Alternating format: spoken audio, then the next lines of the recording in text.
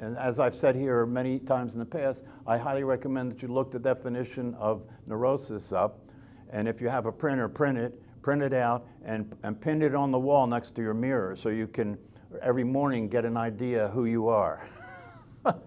Get an idea what your operating system is like, that you have this crazy operating system called neurosis, right? That has you behave in weird ways, you know, that has you act as if somebody's chasing you all the time, right?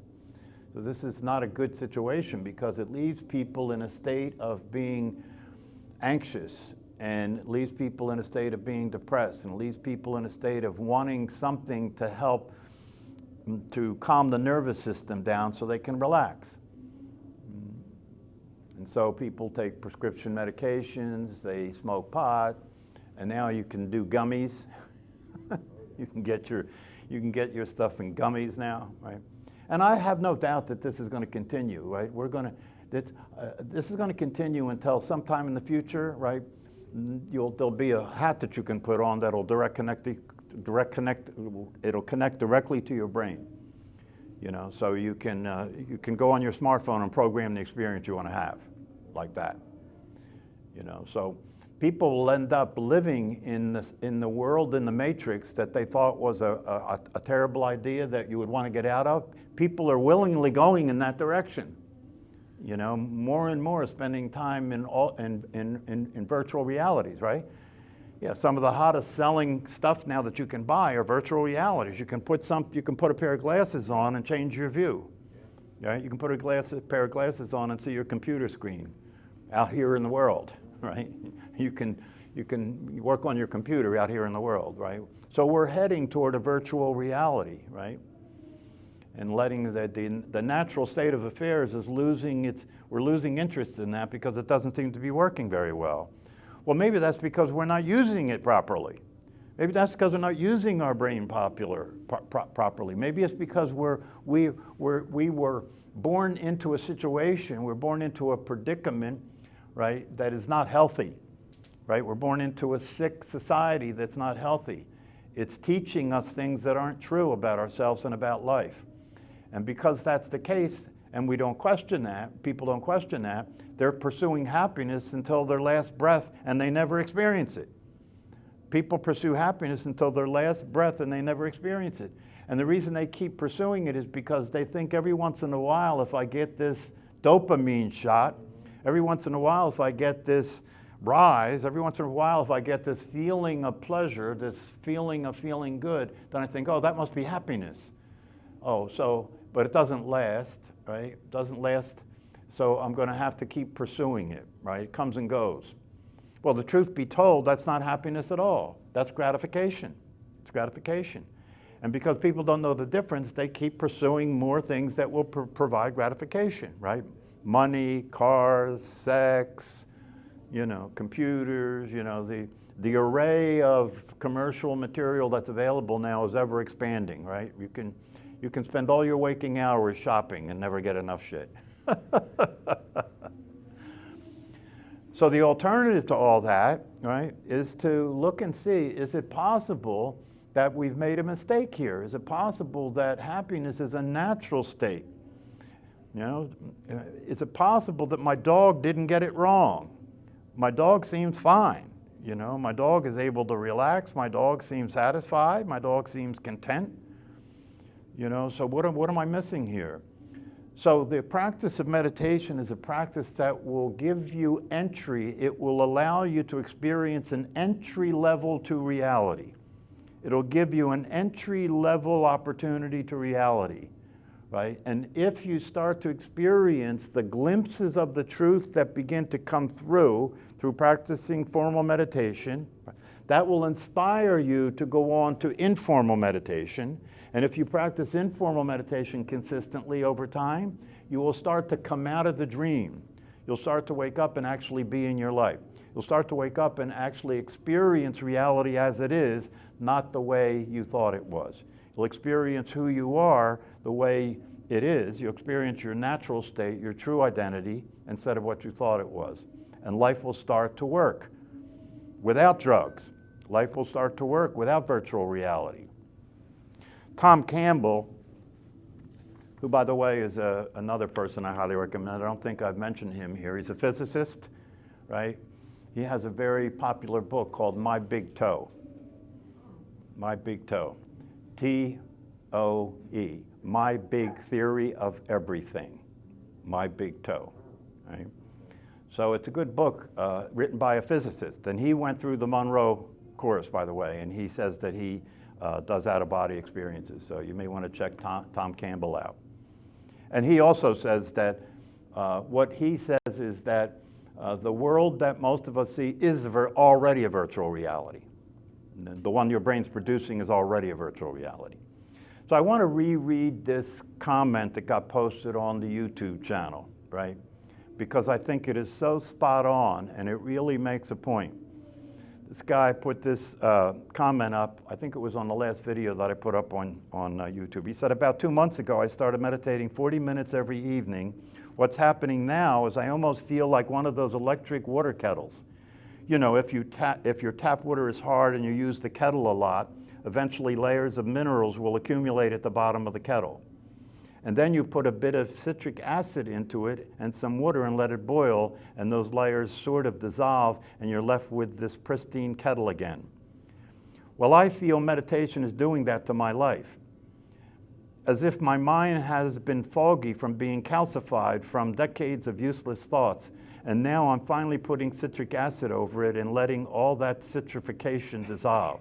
As a result, I feel lighter, more clear, clean-headed, less stressed, more authentic, more focused at work, less concerned with the state of the world in general. It really is an amazing gift, and I can only thank David's lessons on YouTube for inspiring me. I always knew meditation is amazing, but I never tried doing it consistently over time. I'm never going another day without meditation. I cannot imagine anything more important than that. So this person got it. This person got what I intend people get through this meditation class, that you do it consistently for long enough to start to taste it, to start to taste the truth. And that will be that will be an entry point. A lot of people think that when you first have a glimpse of your true nature and you first have a glimpse of reality, that's it, you're there, that's nirvana, right? Well, that's not it, right? That's only the beginning. That is an entry point, right? It's a window into reality. It's a door into reality, right? They call it the gateless gate, okay? So that's a beginning point. And if you practice formal meditation, the benefits that I just shared with you will continue to happen. They will continue to expand, right? But it will still be limited, right? Because when you leave the controlled environment of the meditation practice and you go out into the world, right? And you have all this stimulation coming at you, and your brain's working, and your emotions are stimulated, and and your nervous system is stimulated, you can't possibly practice meditation there. Most people have difficulty practicing it in controlled situation, right? So what do? You start with the controlled situation until you have a good solid practice that you're doing every single day, and you're beginning to get a taste of the possibility, right? Then the next thing you do is go to the next phase of the practice, which is informal meditation. And what that is now you're going to practice meditating all the time, okay? You're going to practice experiencing the truth of yourself all the time. How do you do that? You do that by resting as awareness for brief moments as many times as possible during the day. That's the informal version of the practice, right? So if you do the formal version of the practice, and once you get stabilized in that, you start doing the informal version of the practice. And if you do the informal version of the practice, over time, by doing that as many times during the day as you can remember for brief periods of time, right? Those moments will start to open up. When you go to rest as awareness, instead of it just being a few moments, it'll start to be a minute. If you continue to do it, it'll open up a little more. It'll start to be 2 minutes. You continue to do it, it'll start to be a little more. It'll open up to 10 minutes. Until it gets to a half an hour, until it gets to an hour, until it gets to a day, until it gets to a week. Right?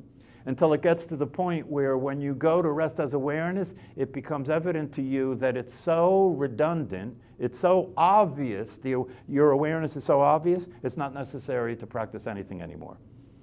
Now you're aware of being aware all the time, right? Most people, almost all people are aware. Obviously, you're all aware, right? But are you aware that you're aware? Are you aware that you're aware all the time? And then the next step is the step that makes the biggest difference, right? Not only are you aware that you're aware all the time, but you're aware that awareness is what you are. That's the teaching. That's what the practice is all about. And that's what the possibility is. Experiencing your true nature, experiencing the natural state, experiencing being happy, relaxed, peaceful, and satisfied as a way of being. As a way of being. So it's not something you're pursuing anymore. You already have it, right? Your identity, who you are, is not something you have to pursue. You've never been anything but who you are. You've always been what you are, but you've been paying attention to what you think. And when you pay attention to what you think you're your body, and you think you're the personality that people told you were when you were a kid. That's what you think. Your thoughts will all be consistent with your conditioning. That's why we're moving attention away from the thought activity and paying attention to the body breathing, so we can get away from the conditioning long enough to see what things look like unconditioned. What does the world look like unconditioned? And it is possible to see the world unconditioned, and trust me when I tell you, it's very different than the world you see from your conditioning. What turns out to be the case is that it's not a matter of your being wise enough, it's a matter of your discovering that you are wisdom. Consciousness and awareness is wisdom. It is wisdom.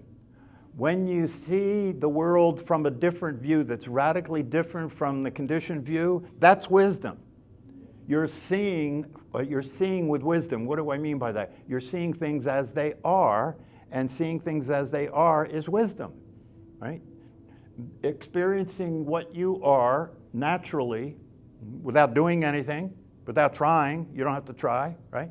Is wisdom. You know, to experience your true nature is wisdom. And when you experience your true nature and you experience what is the way it is, when you experience things as they are and you experience your true nature, now you can experience your life because you're real now and you're in a real world, right? Before that, you're not real, you're a concept, you're a self-concept, and you're living in a conditioned view of the world, right? So you're dreaming. That's why they say in the ancient teachings that most of humanity is dreaming, right? And they need to wake up. If you don't wake up, your life will be a dream, and that dream will be completely predicated on your conditioning. Nothing can happen outside of that conditioning. You can't think a thought outside your conditioning. You can't think a thought outside your conditioning. And your thoughts compared to all possible ideas wouldn't even show up. So that's how little you know. That's how little you know in terms of what you think, right? Well, a lot of people become tearful when they first wake up too. A lot of people start crying when they experience their true nature, right? I remember one of the teachers in a satsang was teaching, and he had somebody in front of him that he was talking to, and at one point, and they were going back and forth with him, you know, oh, well, can you tell me more about it? I'm trying to see it. I can't see it. Can you tell me more about it? And eventually what the teacher did is he just looked at them and he screamed at them, just stop! Just stop! And the person stopped, and he said, that's it. And they said, this is it? And he said, yeah, that's it. And he said, well, this has always been like this. And he said, that's right. This has always been like this. So those of you who think if I say to you rest in awareness, you're saying, well, how do I know I'm doing that? How do I know if I'm rest? If you rest, that's the only possibility. That's the only possibility, right? Because what you will find out if you stay in this practice, in these teachings, is awareness is the truth. Awareness is all there is. Consciousness is all there is. So if you go to rest as awareness, you can't miss. You can't miss. The only reason you're concerned about whether this is it is because you think that the thinking mind, isn't it, right? Therefore, what is it? How do I know when I'm experiencing the truth instead of the thinking mind, right? Well, the reason it doesn't matter is because the thinking mind and the truth are the same thing. All there is awareness. Even the thinking mind is just awareness, right? But when it's cut off, when it's isolated from the rest of its nature, right, then it's a different story, right? Then it's called the person, not awareness. Okay? So what we're talking about here is relaxing and opening yourself up, relaxing and opening your awareness up, allowing yourself to rest and be receptive, not do anything, not try and get anywhere, not try and wake up, not try and be what you are. All that's been handled. All you have to do is relax and be receptive. Meditation is a matter of letting go, not trying. Meditation is a matter of discovering, not trying to make something happen. Everything is already done. All you have to do is relax and begin to see it as it is. And as you relax and begin to see it as it is, you begin to realize that your life is easy. Your life is not hard. You don't have to struggle. You don't have to cope. You don't have to keep trying to get more money. You don't have to keep trying to be happy. You can relax and experience a life that's already complete, already happy. Then you can have a party and then go to a party. You can be the party instead of go to the party, right? You can be happy instead of try and get happy, right? See, if you come to this class on a regular basis, there's a lot of repetition here. Those of you who come know there's a lot of repetition here. The truth isn't that deep, right? There's a lot of repetition. But if you come to the class on a regular basis, why would you keep coming if there's a lot of repetition? Because every time you come to this class, you're expressing your commitment to reality. Every time you come to this class, you're expressing your commitment to the truth, you're expressing your commitment to being awake, and you're expressing your commitment to reality, and that will change your brain. Just by being here will change your brain, because when you're here, you're being exposed to the truth, right? When you were a kid, you were being exposed to the society's indoctrination. That's what you got. And most people thought it was the truth. This is the real deal. This is the real truth, right? So people who start to catch on to this, start to get the glimpse of this, they come to the class because they know this is a place in their life where the truth is being spoken. This is a place in your life where you can start to get a sense of how to be what you are all the time, and therefore be happy and satisfied and at peace. Okay, if nobody has any questions, see you next time.